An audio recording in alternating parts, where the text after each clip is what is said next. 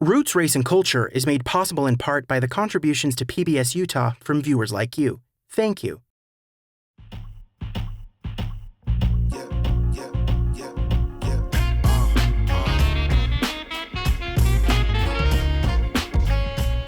Hello, everybody, and welcome to Roots, Race, and Culture, where we bring you into candid conversations about shared cultural experiences. I'm Dana Gerald. And I'm Lonzo Liggins. Today, we are here to celebrate jazz. Nope, not the professional basketball team that Utah's known for, but the iconic music genre that originated right here in America that provides the NBA franchise name. Yes, it's a long-running joke outside of the state that the only jazz you'll find in Utah is the sound of dribbling and sneakers squeaking on a hardwood floor. But for those of us who don't know, Utah's NBA team was originally based in New Orleans, Louisiana. Now that's where jazz music was born among enslaved Africans back in 1819. So that was the name of the team before moving to Utah, and it just stuck around through the transition. Okay. Well, you know, enough about basketball. We're here to talk about music. So as a music history buff, I am just super excited about our studio guests today. They're both legends in Utah jazz music. I want to start with Dee Dee Darby Duffin, who is, I am a huge fan of hers, and she is a big legend here. Dee Dee, tell us about yourself, please. Well, I am originally from Baltimore, Maryland, and I came here about 30 years ago. And I've been, singing and acting for the last 20 years, but I've been focusing for the last 8 on just jazz music, and it's been a wild ride. Yeah, and then of course we got George Brown. George W. Brown Jr. Tell us about yourself, George. Well, I'm from Monroe, Louisiana, and I've lived there in Arkansas and Chicago. I've been all those places. I lived every one of them places. Go ahead. Dana was born in every one of those places. I can see the mosquito bites on your arm there. That's right. That's Louisiana. And I moved here from Chicago in '85 and got directly into the music scene. But my reason for moving here was with Union Pacific Railroad. Yes. But I retired in '01 and have concentrated pretty much my retirement years performing, playing. When I first moved here in '85, obviously I didn't know anybody in the music scene, and I discovered that there's Joe McQueen was one of the persons that was really known here for playing jazz. So I sought him out and went up to Ogden to meet him and introduce myself and get some guidance as how to maneuver through this minutia called jazz in Utah. Which I'm sure has been quite the adventure for you. It has been. It's so funny because Utah is just such an unlikely place where you would hear that there was actually jazz musicians, but there's a lot of jazz music here though, right? Exactly. Yeah, it's keeping us working, enough to keep us working, for sure. Yeah. So, and now, George, you've played in some pretty big concerts and big shows before all over the country. Tell us about the beginning of the big sports. You know what it is. Tell us about it. Okay.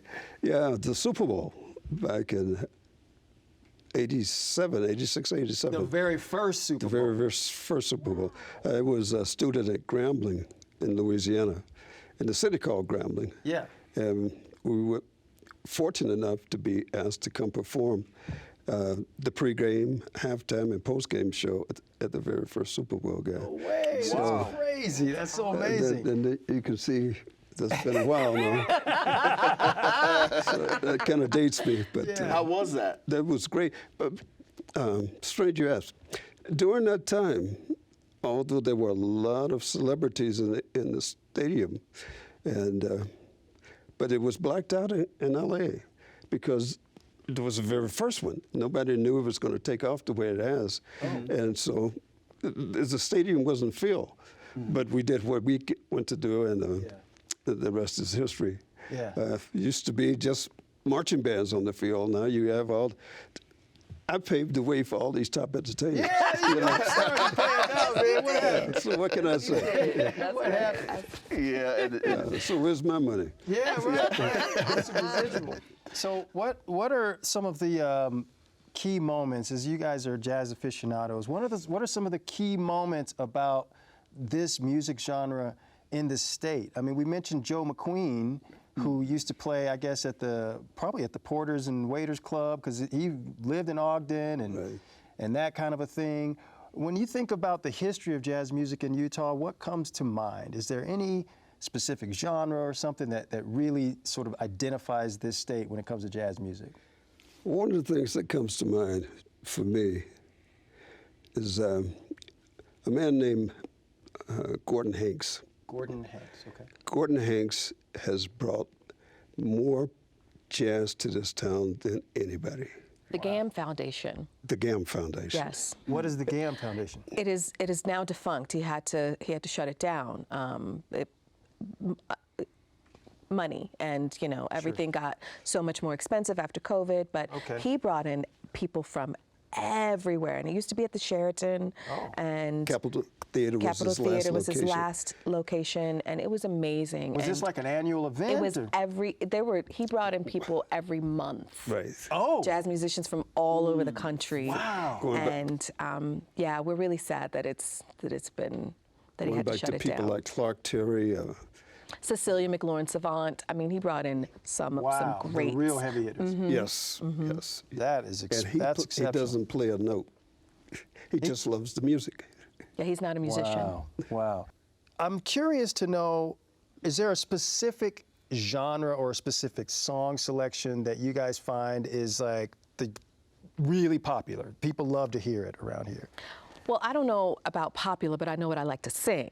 And I know when people come to see me, that's what they're coming to hear. And I sing the American Songbook, which is the standards of Billie Holiday and Ella Fitzgerald. And then I throw in some Nina Simone and try to throw in a few contemporary songs and make some different arrangements of it. But what I love to do is the American Songbook, because I don't think you hear it enough to kind of develop a love for it. And I want young people younger than me, that's all, to develop a love for it. And I think it's beautiful, and it's ever changing and ever evolving, and you don't have to do it the same way every time. And I think you can put your own spin on it, and that's why I love it. You know, as a matter of fact, we had a little treat before the show where we were able to actually see you guys both perform in your element.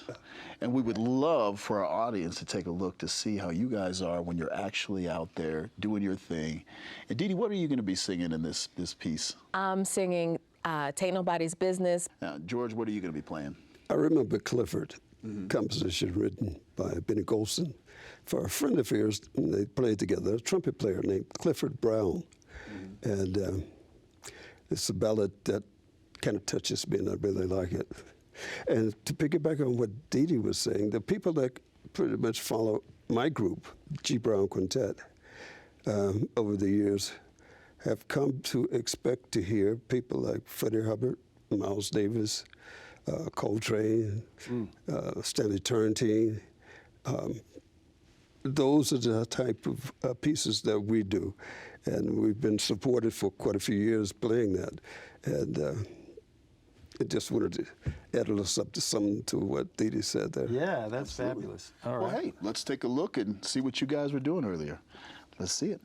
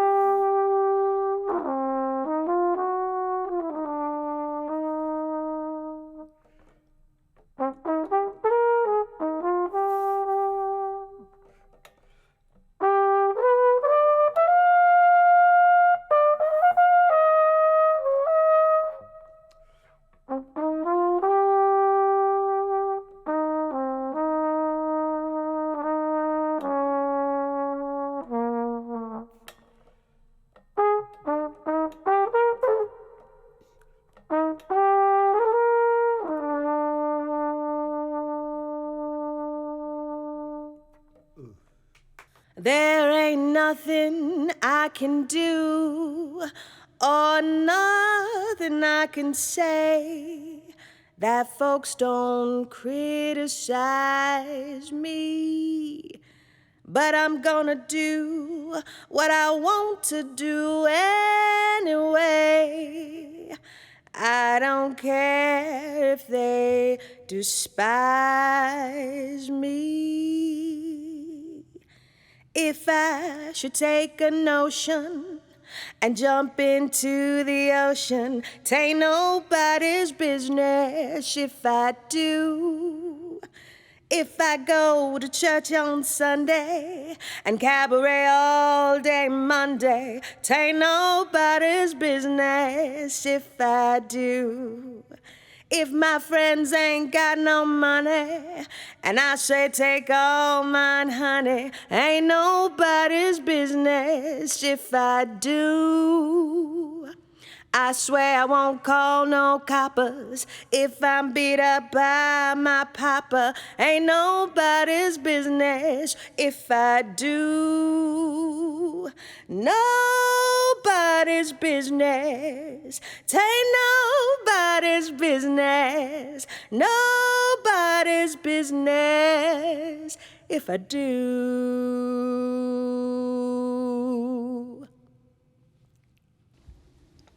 Wow. Y'all were just, that is Titans right crazy. here. I just love that. Yeah. Now, "Tain't Nobody's Business" by Bessie Smith is actually what, the 1920s. 20s? Okay. 1920s, yes. Great. Yeah. Lovely. Yeah, that's great stuff. I mean, It's amazing a song can be 100 years old and still be that good. I know. And it's, how long have you been singing? So I've been singing since I was 6 years old. I sang at my grandmother's ladies who lunched parties where she'd fry some chicken and say, "Come on, baby, sing the song, sing the song." But professionally with my band, I've been singing 8 years with the jazz band. Wow. So, yeah. How long have you been playing, George? Oh, my goodness. I started playing 4th grade. So I guess that must have been around 1957, long before you guys were here. And started off in the 4th grade in Louisiana, in elementary school. There on through Grambling and graduated from Northeast Louisiana. But you did the railroad thing. Did you keep up with your music during that time period? Well, I went on the railroad, started working for them in 1971, but I never stopped playing. Oh, okay. Okay, so the railroad supported my playing. It supported my family. Supported your habit. And I started with the railroad down there in Monroe, Louisiana. From there to North Little Rock, Chicago, and that's when they asked me, Union Pacific Railroad, asked me from Chicago to come out here and be part of the training staff for the operating department. Oh, wow. And once I was here, that was the first time I'd ever had a job in rail industry that had definite hours from 8 to 4, 5 days a week. Okay. Oh, thought I'd died and gone to heaven. So they gave me more of an opportunity to explore the music scene, especially here. Yeah. And So I think this is what is interesting. Like you sang for us during the show a song that is 100 years old, right? And you talk about playing with guys for 20 years, 2 decades. And you would think that at some point things would kind of run their course and you'd feel like, oh, well, you know, we had a good run, it's over. What's happening in jazz now to keep it alive? How do you consistently sing these songs that have been around for so long and still keep it fresh? Because they are fresh. You're not doing them the same way every time. I mean, you can certainly sing a standard, but you can put your own stamp on it. You can arrange it any way you want to. I was just in New Orleans and I saw this woman sing from the song from The Wizard of Oz, If I Only Had a Brain, and she did like a slow ballad version of it. I'm gonna steal it. I'm gonna borrow it. Yeah. You know, and it was amazing. And I was like, wait, I could while away the hours, and I was like, what? What is this? And I think sultry. Yes, a sultry If I Only Had a Brain. And I was like, Nao Jones tore it up, and And so I got to see her and I got to talk to her. And what we said to each other was, do you know this? And she was like, no. And I said, she said, do you know about this? And I said, no. I said, well, let's connect because there's enough. We both said it at the same time. It was really symbiotic. We both said there's enough room for all of us. Yeah. You know? And so I'm going to tell her what I know about the industry. She's going to tell me what she knows about the industry.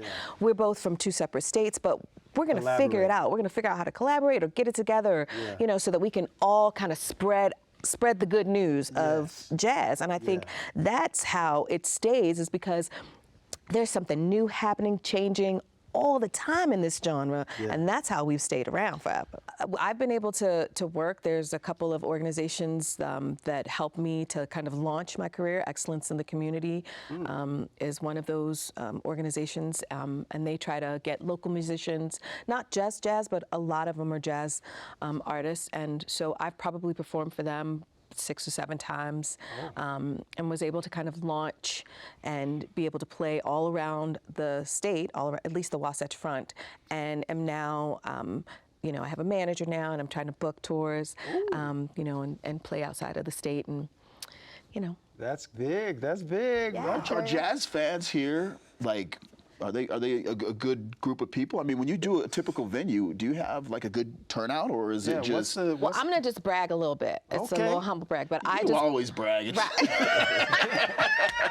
you got something to brag about. but I just performed at the Kenley Amphitheater in Layton, and the last time I performed there were 900 people that showed up, and this time there were close to 1,400, and they stayed and watched me in the rain. Really? Whoa. So yes, there are jazz fans here. Yeah. Well, let me add a little some to that. Come on now. All right. Come on.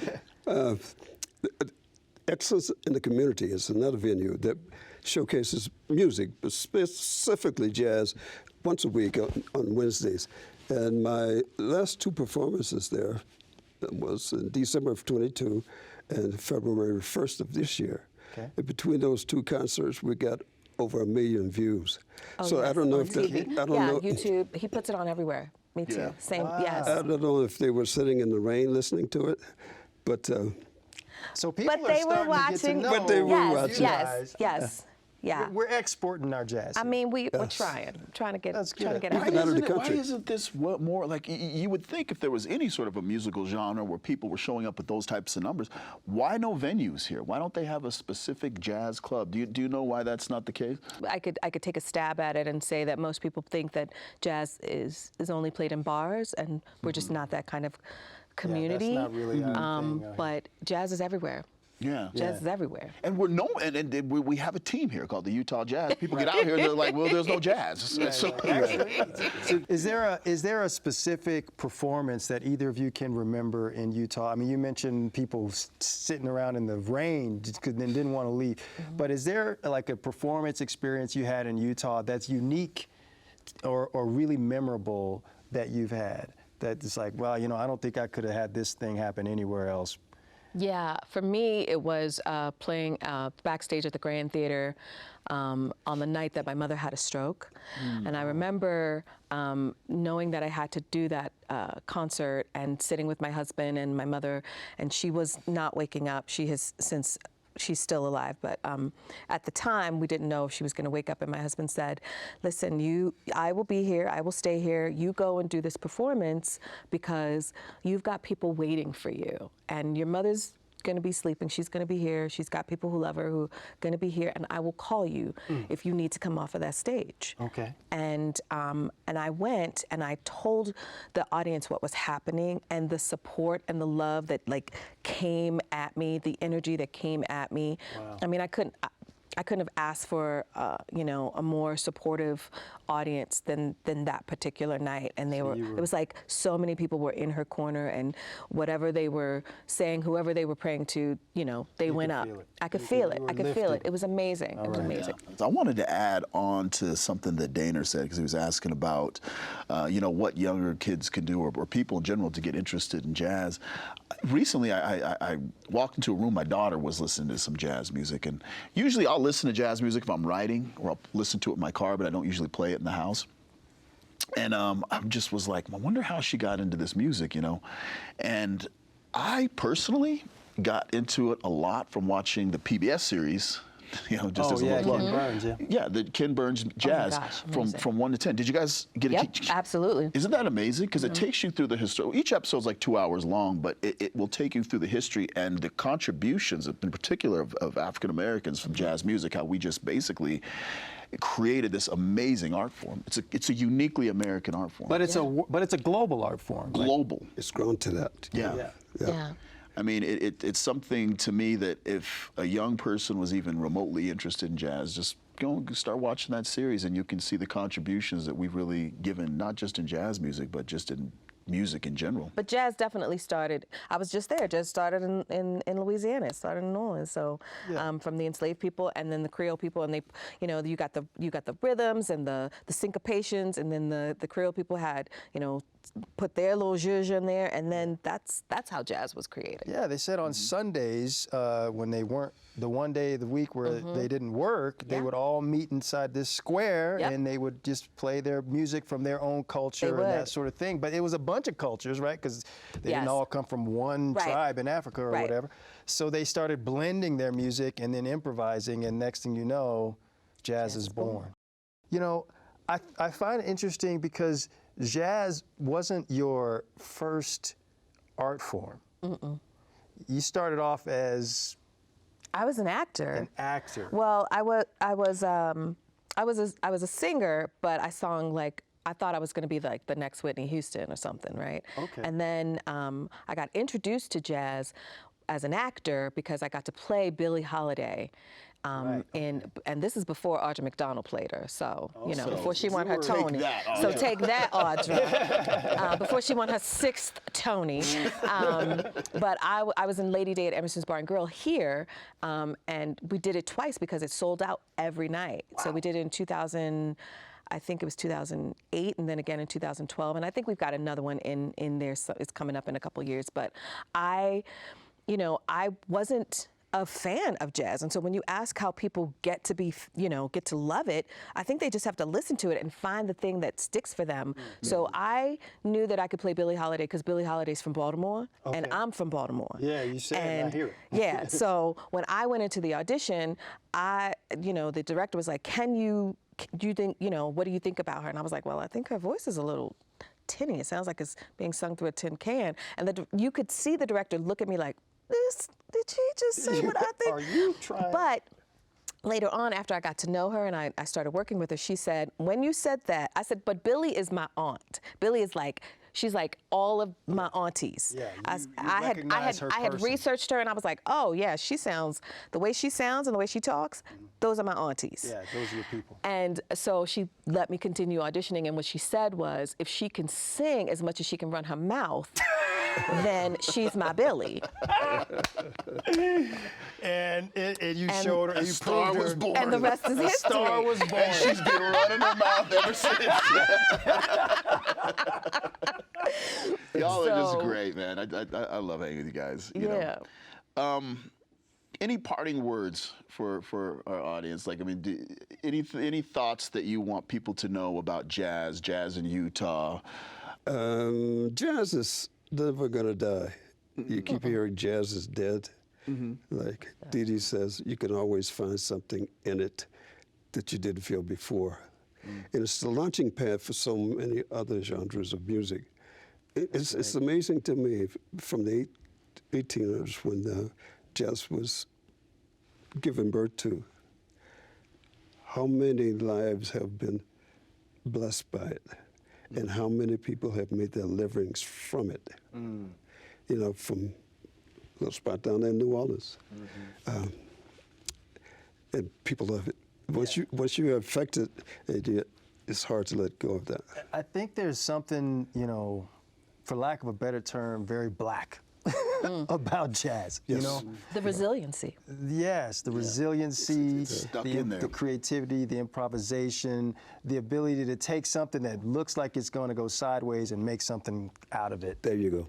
You know what I mean? Right there. They That hear part. it differently. We hear it differently. Yeah. And as a result of what we heard and our expression of it, Yeah. It's just saturated the country. Yeah. Saturated the world. You're taking That people part right on a there. journey. Yeah, and that to me is I'm so glad you guys came and were willing to share your talents with us. It's like culture is a journey. It's a process. It changes. It evolves. And you know, the fact that I know when I go and listen to you on stage, you're going to take what's happening for you right now tonight, like you mentioned the night when your mother was in the hospital, and what you're feeling. You know, maybe you're thinking about something. A former lover, or what it was like being on the Super Bowl stage, or something. And you're gonna take me on that journey that you're having right there spontaneously in the moment.